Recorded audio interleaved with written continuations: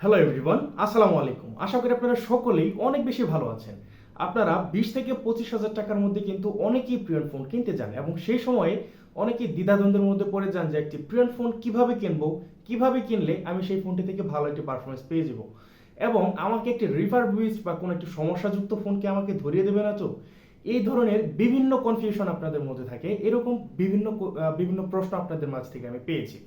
So আপনি একটি প্রিয়ন device কিভাবে কিনবেন এই বিষয়টি নিয়ে আজকের ভিডিওতে আলোচনা করতে যাচ্ছি। আমি বিগত 7 মাস যাবত একটি ফোন ব্যবহার করছি, সেটি হচ্ছে স্যামসাং S20। এই ফোনটি কেনার ক্ষেত্রে আমি যে সকল বিষয়গুলো অবলম্বন করেছিলাম এবং সেই বিষয়গুলো অবলম্বন করে আমি একটি জেনুইন ফোন কিন্তু হাতে পেয়েছিলাম, আমাকে তারা ঠকাতে পারেনি। আজকে আপনাদের মাঝে আমি সেই বিষয়গুলোই তুলে ধরার চেষ্টা করব। আশা করি ভিডিওটি প্রথম থেকে শেষ পর্যন্ত মনোযোগ সহকারে দেখবেন এবং আপনি বুঝতে পারবেন যে আপনার কিভাবে একটি প্রিয়ন ফোন চেক করে পারচেস করা উচিত।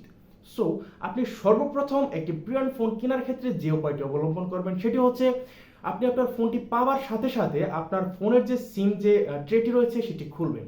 এই সিম ট্রে খোলার পরে এক্স্যাক্টলি সেই সিম ট্রের মধ্যে আপনার মুখটা লাগিয়ে সেখানে ফু দেবেন। বেশি জোরে ফু দেবেন না, বেশি জোরে ফু দিলে পরে আবার নাড়ি ভুড়ি হজম হয়ে যেতে পারে।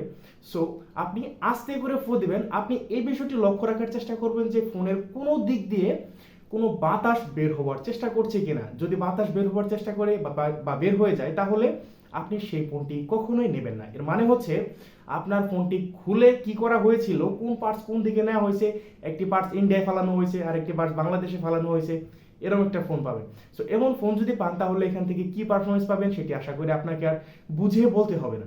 আপনার ফোনটি চেক করার ক্ষেত্রে দ্বিতীয় নম্বর যে স্টেপটি আমি আপনাকে বলবো সেটি হচ্ছে আপনার ফোনের পিছনের দিকে যে আইএমইআই নাম্বারটি আছে সেই আইএমইআই নাম্বারটি অবশ্যই আপনার ভিতরের ফোনে থাকা আইএমইআই নাম্বারের সাথে পিছনের ব্যাকশেলের আইএমইআই নাম্বার মিলিয়ে নেবেন।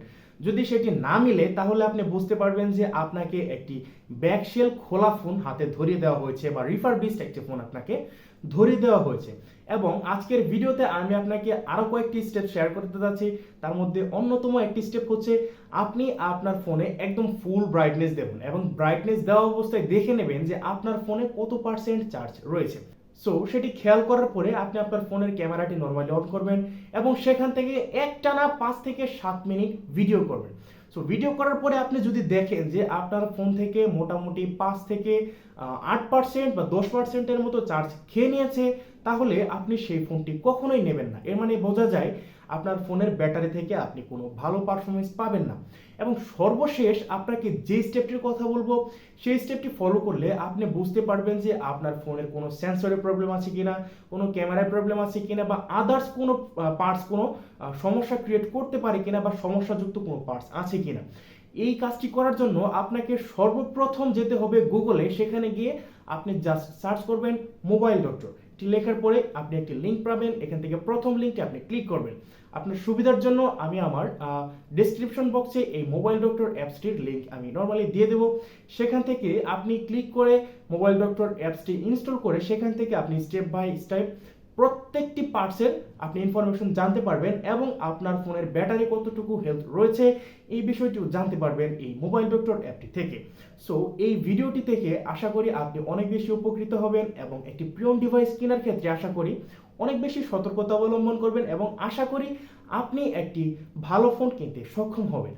সো বন্ধুরা, ভিডিওটি যদি ভালো লাগে তাহলে অবশ্যই ভিডিওটিতে একটি লাইক করবেন।